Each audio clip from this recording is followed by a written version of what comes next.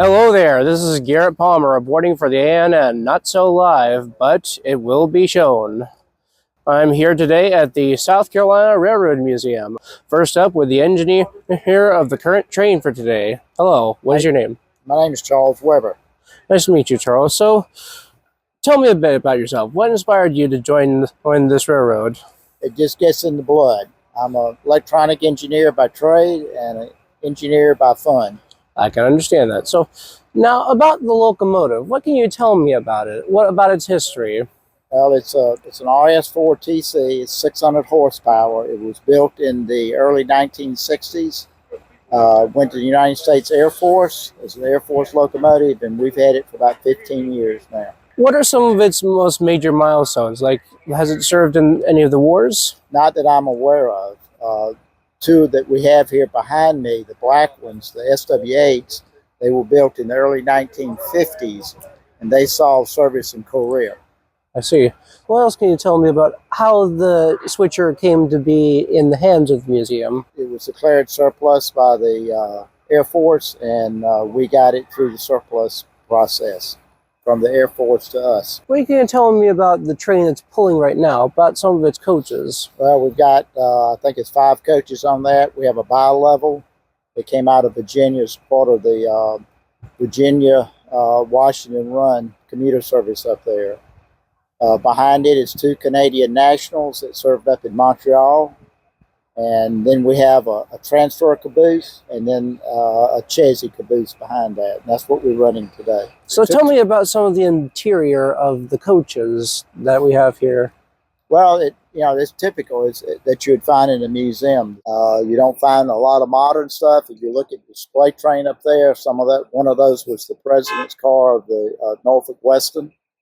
There's a rail post car up there, which is quite rare.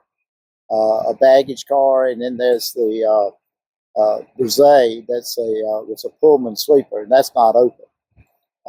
Today is part of our pumpkin batch trains, and we're running down to a place called Greenbrier, which is about 3.5 miles away, and all the kids at heart can get off and pick up a pumpkin and get it decorated and come back.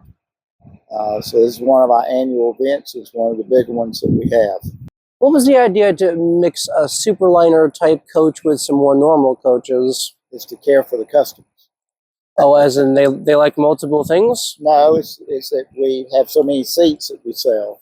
And so we set them up based upon the ticket sales. So basically, the space of 2 coaches for the price of 1? No, it's supply and demand. How many people we got riding? So we have 200 people that's going to ride one train, and we got to have it prepared for 200 people for all the trains, because we don't pull and drop coaches on and off. I see.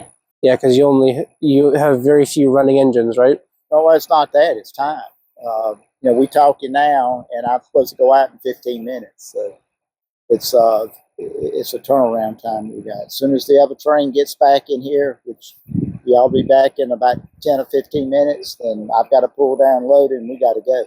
So who does the maintenance and repair here? I do. I see. So is it hard? Yes, it's very hard work. We do it by volunteers. Some of the more extensive work that we do through contract. Do you ever have anyone to help you?